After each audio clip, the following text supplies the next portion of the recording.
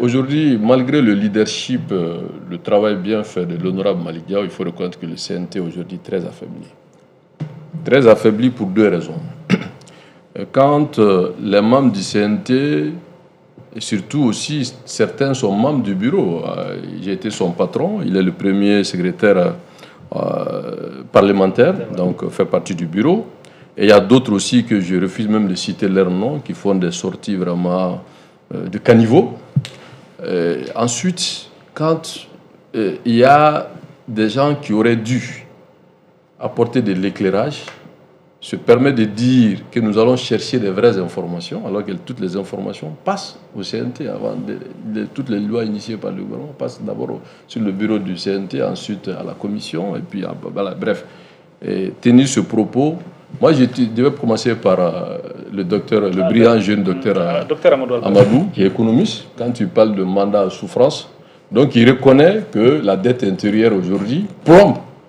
Alors que le plus grand problème qu'un pays peut avoir, c'est le non-paiement de dette intérieure. C'est le plus grand problème. C'est la dette qui est la plus toxique. Parce que quand on ne paye pas, c'est l'économie qui s'arrête. Alors lui-même, il avoue. Mais celui qui est le ministre des Finances, c'est qui? C'est un homme d'Assimi. Il n'a pas le courage, comme nous, pour que son décret soit abrogé. La deuxième chose, quand il dit que le terrain est couché, mais qui gère le terrain? C'est aussi proche. C'est Mme Daïrou. On connaît la proximité avec les militaires. Il fait partie des quotas du gouvernement qui est assigné, les a nommés. Alors, qui est comptable de combien de milliards on a mis dans ce terrain? Pourquoi, en si peu de temps, le terrain n'arrive pas à partir? Ce n'est pas à travers des interviews. Il sait où se trouvent les informations. Il sait qui a donné ordre, qui a dit de payer, pourquoi le terrain ne marche pas.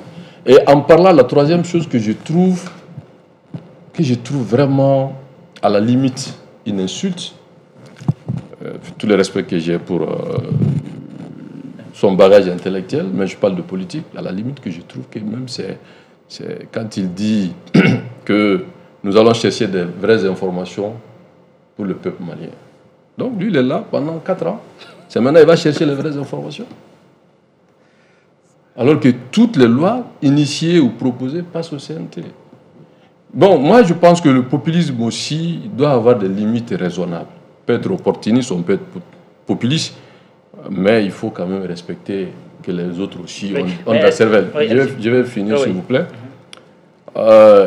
Il donne raison à Mamadou Sensi Koulibaly, qui est un opérateur économique, qui a dit tout ce qui se passe dans ce pays. Et s'il y sort pour parler de ses problèmes, en parlant de l'énergie, en parlant de l'école, en parlant de terrain, alors il donne raison que tous ceux qui disent qu'aujourd'hui que la transition est incapable de régler des questions économiques, il leur donne raison. Et que le CNT, au lieu de trouver l'équilibre entre le gouvernement et le peuple, je comprends bien qu'il ne peut pas s'opposer à Assimi, sinon le décret est abrogé.